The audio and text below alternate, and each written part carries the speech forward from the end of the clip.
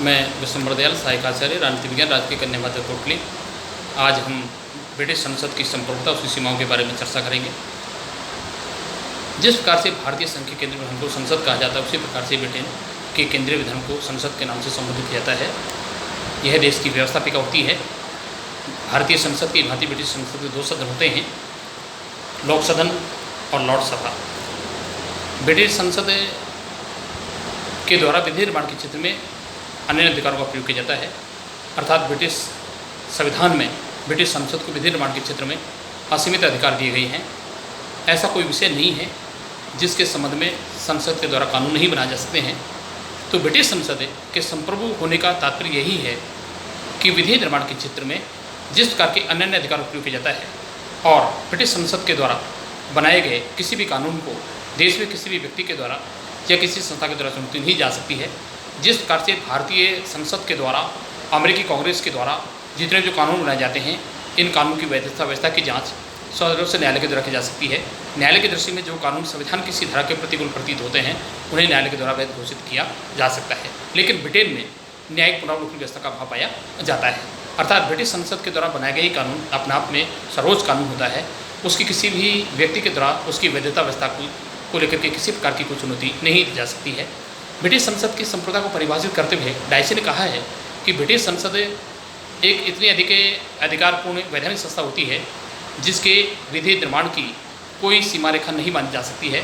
British संसद इतनी अधिक शक्तिशाली होती है कि वह चाहे तो किसी भी शिशु को भ्रूण करा दे सकती है और किसी भी व्यक्ति को अपने मामले में न्यायाधीश बना सकती है, और चाहे तो किसी भी व्यक्ति की मृत्यु के बाद उसे राजद्रोही सिद्ध कर सकती है। सर एडवर्ड कोक ने कहा है कि ब्रिटिश संसद इतनी अधिक शक्तिशाली और अधिकारपूर्ण संस्था होती है जो वे सब कार्य कर सकती है केवल एक स्त्री को पुरुष और पुरुष को स्त्री बनाने का अतिरिक्त। अतः ये कहा जा सकता है कि जहाँ ब्रिटिश संसद की संप्रभुता की बात की जाती है, यहाँ ब्रिटिश संसद संप्रभुता कहाँ से लोक सदन की सर्वोच्चता से होता है। 1911 और 1949 की अधिनियम के द्वारा लोक सभा की शक्ति को बहुत अधिक सीमा तक सीमित कर दिया गया है, अर्थात विधि निर्माण के क्षेत्र में अंतिम जो पावर होती है, शक्ति होती है, वह लोक सदन के पास होती है। लोक सभा की तरफ के सुझाव दिए जा सकते हैं जिनको स्वीकार करना या नहीं करना, ये सब लोक सभा की इच्छा पर डिपेंड करता है। देश में जो देश का जो महत्वपूर्ण पदाधिकारी जो प्रधानमंत्री होता है, वह भी लोक सदन से ही लिया जाता है, क्योंकि वह लोक सदन में बहुमत प्राप्त दल का नेता होता है। ब्रिटिश संसद के संप्रभु होने के पक्ष में निम्नलिखित तर्क दिए जा सकते हैं कि ब्रिटिश संसद की सर्वोच्चता को निर्धारित करने का सबसे इम्पोर्टेंट पहला जो कारक यही है कि ब्रिटिश संविधान के द्वारा एकात्मक शासन प्रणाली को अपनाया गया है। प्राय संघात्मक शासन प्रणाली वाले में देशों में शासन शक्ति को दो प्रकार की सरकार के प्रति विभाजित कर जाता है। एक केंद्रीय सरकार पर भी काम करती है, दूसरी राज्य की सरकार पर भी काम करती है, और ये दोनों जो सरकारें होती हैं इनके अलग अलग क्षेत्राधिकार निर्धारित कर जाते हैं, अर्थात संघ सरकार को राज्य सूची के विषयों के बारे में कानून बनाने का अधिकार नहीं होता है। लेकिन ब्रिटिश संसद के द्वारा, ब्रिटिश संविधान के द्वारा संघात्मक शासन प्रणाली के स्थान पर एकात्मक शासन प्रणाली को अपनाया गया है। इसलिए राज्य की सरकार का कोई अस्तित्व नहीं होता है, और राज्य सरकार का अस्तित्व केंद्र सरकार की इच्छा पर डिपेंड करता है, निर्भर करता है। केंद्र सरकार निर्णय लेती है कि राज्य की सरकार को कौन कौन से अधिकार दिए जाएं या नहीं दिए जाएं। इसमें अंतिम जो शक्ति होती है वह देश की संसद की ही मानी जाती है। अतः पूरे देश के लिए सभी आवश्यक कानूनों का निर्माण करने का कार्य एकमात्र संसद के द्वारा किया जाता है। तो एकात्मक शासन प्रणाली के प्रचलन के कारण भी ब्रिटिश संसद संप्रभु होती है, अर्थात विधि निर्माण के क्षेत्र में उसके द्वारा अन्य अधिकारों का प्रयोग किया जाता है। और दूसरा जो सबसे इम्पोर्टेंट जो कारण बताया जा सकता है, लैक ऑफ जुडिशियल रिव्यू, अर्थात ब्रिटेन में न्यायिक पुनरावलोकन का अभाव पाया जाता है। जिस प्रकार से भारतीय संसद के द्वारा निर्मित और या अमेरिकी कांग्रेस के द्वारा बनाए गए और जापान की डाइट के द्वारा बनाए गए कानून की व्यवस्था की जांच न्यायालय के द्वारा की जा सकती है, लेकिन ब्रिटेन में संसद के द्वारा बनाए गए किसी भी कानून की व्यवस्था की जांच करने का अधिकार न तो किसी व्यक्ति के पास होता है, न किसी संस्था के पास होती है, और न ही लॉर्ड देश का जो सर्वोच्च न्यायालय लॉर्ड सभा होती है उसके द्वारा भी उसकी वैधता की जांच नहीं की जा सकती है। तो न्यायिक पुनरावलोकन की व्यवस्था के अभाव के कारण भी वहाँ की संसद संप्रभु होती है। तीसरा कारण ये होता है कि वहाँ की जो संसद होती है उसके द्वारा इस प्रकार के जानबूझ करके महत्वपूर्ण अधिनियम जो पारित किए गए हैं उनके आधार पर भी राज्य की सरकार को बहुत अधिकार क्षेत्र सीमित कर दिए गए हैं। तो एकात्मक शासन व्यवस्था के कारण भी ब्रिटेन की संसद संप्रभु होती है, न्यायिक पुनरावलोकन की व्यवस्था के अभाव के कारण भी ब्रिटेन की संसद संप्रभु होती है। और तीसरा जो तर्क दिया जाता है कि ब्रिटिश संसद में, ब्रिटिश संविधान में एक सामान्य कानून निर्माण की प्रक्रिया और संवैधानिक संशोधन प्रक्रिया में कोई अंतर नहीं किया गया, भेद नहीं किया गया है, अर्थात लचीला संविधान होता है। लचीले संविधान में उन संविधान को कहा जाता है जिनमें सामान्य कानून निर्माण की प्रक्रिया और संवैधानिक संशोधन की प्रक्रिया में कोई अंतर नहीं पाया जाता है, अर्थात जिस विधि से, जिस प्रक्रिया से संसद के द्वारा कानून बनाए जाते हैं उसी विधि को अपना करके ब्रिटिश संसद के द्वारा देश के संविधान में संशोधन किए जा सकते हैं। तो ब्रिटिश संसद जैसा चाहे वैसे संविधान में संशोधन कर सकती है, उसमें किसी प्रकार का कोई प्रतिबंध नहीं होता है, किसी प्रकार की सीमा नहीं होती है। यही कारण होता है कि ब्रिटेन की संसद संप्रभु होती है। तो ये इंपॉर्टेंट जो कारण है, एकात्म शासन प्रणाली के कारण है, न्यायिक पुनरावलोकन व्यवस्था के अभाव के कारण है, ब्रिटिश संविधान के लचीले संविधान होने के कारण, इनके कारण ब्रिटेन की संसद संप्रभु की संपूर्णता सर्वोच्चता की बात की जाती है।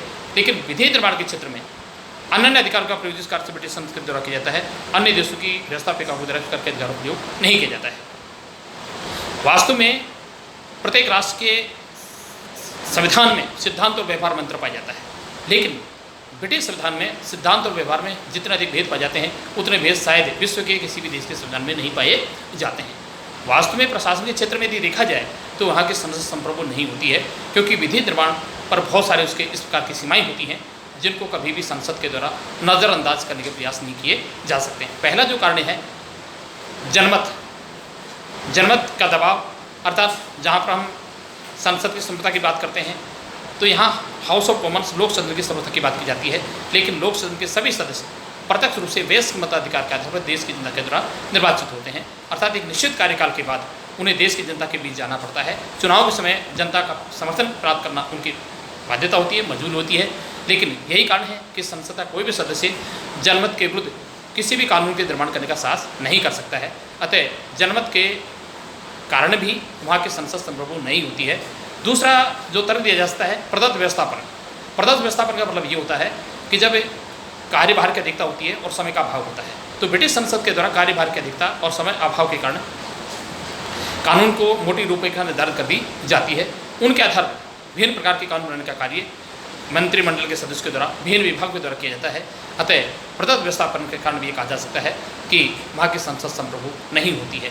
तीसरा जो और तर्क दिया जा सकता है कि वेस्टमिंस्टर अधिनियम के अनुसार जब 1931 में वेस्टमिंस्टर अधिनियम पारित किया गया, इस अधिनियम के अनुसार ये प्रावधान किया गया कि देश की संसद अधिराज्यों के संबंध में जब तक कोई कानून का निर्माण नहीं करेगी, कोई नया कानून नहीं बनाएगी, जब तक अधिराज्यों की संसद के द्वारा कानून निर्माण हेतु प्रार्थना नहीं की जाती है।